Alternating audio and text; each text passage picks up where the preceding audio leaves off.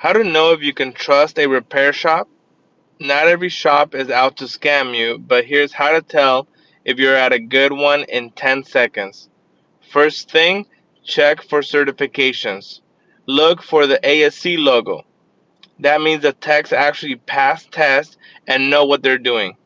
No certification, that's a red flag. That's like letting a YouTube mechanic work on your brakes. So subscribe for more car advice from a real advisor, not some guy on the internet.